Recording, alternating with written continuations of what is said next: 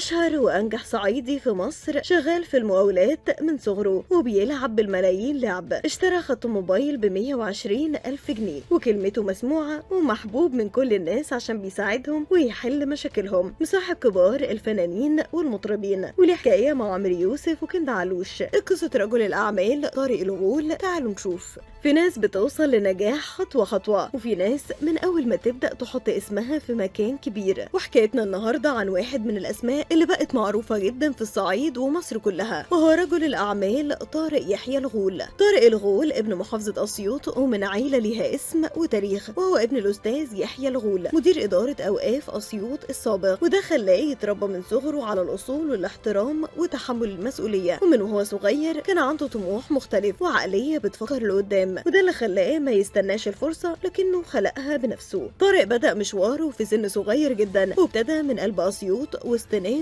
وبلده في مجال المقاولات، ومع الوقت قدر يثبت نفسه بجدارة لحد ما أسس شركة الغول للمقاولات، واللي بقت من الأسماء المعروفة في المجال سواء في أسيوط أو في القاهرة. وده مش سهل لأن مجال المقاولات محتاج شطارة وجراءة وخبرة وقرارات محسوبة، وطارق كان قد التحدي. والناس اللي تعرف طارق الغول بتقول إنه مش مجرد رجل أعمال بيلعب بالملايين، لكن كمان راجل صاحب كلمة. يعني لو في مشكلة بين اتنين كتير بيلجأوا له لأنه معروف بالحكمة والسرعة وحسن التصرف، وإنه دايما بيحب يصلح بين الناس، ودي حاجة خلت ليه مكانة كبيرة جدا خصوصا وسط أهل الصعيد اللي بيقدروا الجدعنة والمواقف. والنجاح الحقيقي مش بس فلوس وشغل، النجاح كمان في سيرة طيبة بين الناس. وكمان طارق معروف بأعماله الخيرية الكتير ومساعدته للمحتاجين ووقوفه جنب ناس كتير في أزمات ومواقف صعبة. ناس كتير بتتكلم عن مواقفه في السر قبل العلن، وده اللي خلاه محبوب بشكل كبير لأن الناس دايما بتحب اللي يقف جنبها وقت الشدة. ومش بس كده، طارق الغول كمان ليه حضور قوي في المجتمع وصداقات مع نجوم كبار في الفن، وشفناه في صور كتير على السوشيال ميديا مع أحمد بدير وهاني رمزي، وكمان من المطربين محمود الليثي وسعد الصغير والراحل شعبان عبد الرحيم. وده بيعكس انه شخص اجتماعي وعنده حضور يخليه قريب من ناس كتير في مجالات مختلفة. وكمان طارق الغول مش بعيد عن السياسة لأنه بيشغل منصب رئيس قطاع شمال الصعيد في حزب التحرير المصري، وده دليل على انه طموحه مش واقف عند البيزنس وبس،